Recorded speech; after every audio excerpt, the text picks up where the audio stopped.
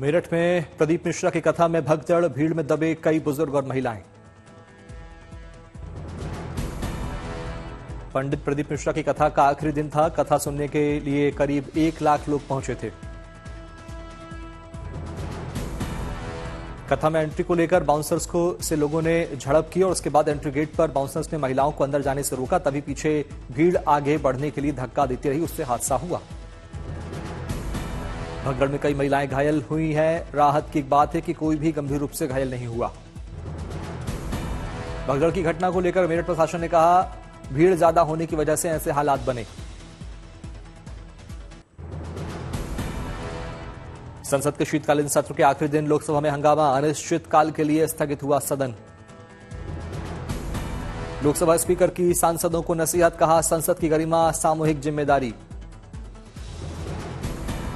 केंद्रीय कृषि मंत्री शिवराज सिंह चौहान ने राहुल गांधी पर साधा निशाना, कहा राहुल गांधी को नेता विपक्ष रहने का कोई हक नहीं है। अंबेडकर को लेकर बीजेपी पर हुए हमलावर अखिलेश यादव, कहा अंबेडकर वाले बयान पर बीजेपी मांगे माफी। बीजेपी सांसद अपराजिता सारंगी ने प्रियंका गांधी को गिफ्ट किया बैग। 1984 सिख दंगों को लेकर कांग्रेस पर किया कटाक्ष।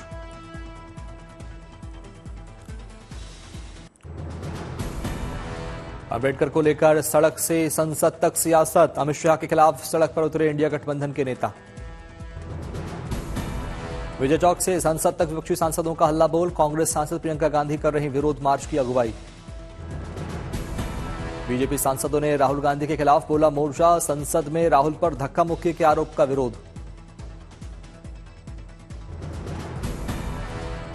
निशिकांत दुबे ने राहुल के खिलाफ विशेष अधिकार हनन और सदन के अपमान का नोटिस दिया, फैसला आने तक राहुल को निलंबित करने की मांग।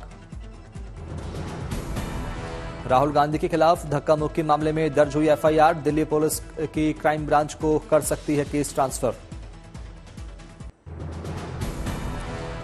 प्रियंका गांधी ने बीजेपी पर बोला हमला, कहा देश देख रहा है, राहुल जी पर केस लगाते हैं, बीजेपी झूठ बोलती है। देश देख रहे हैं, राहुल जी पे तमाम इन्होंने केस लगा रखे हैं, कभी नया एफआईआर निकालते हैं, झूठ बोलते हैं, पूरा देश देख रहा है। इससे ये दिखता है। बीजेपी नेता अनुराग ठाकुर ने राहुल गांधी पर साधा निशाना, कहा हमारे सांसदों को चोट पहुंचाने की राहुल गांधी की मंशा थी। राहुल गांधी के बचाव में उतरी समाजवादी पार्टी, डिंपल यादव बोली सीढ़ियों पर सभी लोग खड़े थे इसलिए गिर गए। समाजवादी पार्टी के सांसद जया बच्चन ने बीजेपी पर लगाया घटना का आरोप, बोली बीजेपी विपक्ष के सांसदों को रोक रही थी। राहुल पर एफआईआर को लेकर कांग्रेस नेता जयराम रमेश ने अमित शाह पर साधा निशाना, कहा दिल्ली पुलिस तो वही करेगी जो गृह मंत्री उनको कहेंगे। दिल्ली पुलिस तो वही करेगी जो गृह मंत्री कहेंगे उनको, पर जो कल मकर द्वार के सामने जो हमें देखने को मिला, देश को देखने को मिला, बड़ा दुर्भाग्यपूर्ण दृश्य थे और ये पूरी एक साजिश। जयराम रमेश ने कहा यह एफआईआर सिर्फ राहुल गांधी के खिलाफ नहीं है, यह एफआईआर अंबेडकर साहब के खिलाफ भी है।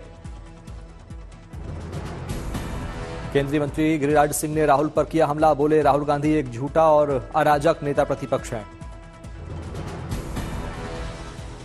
देश की राजनीति में राहुल गांधी से अराजक और झूठा अभी तक कोई एलओपी नहीं बना होगा। हरियाणा के पूर्व मुख्यमंत्री ओम प्रकाश चौटाला का निधन, 89 साल की उम्र मिली आखिरी सांस।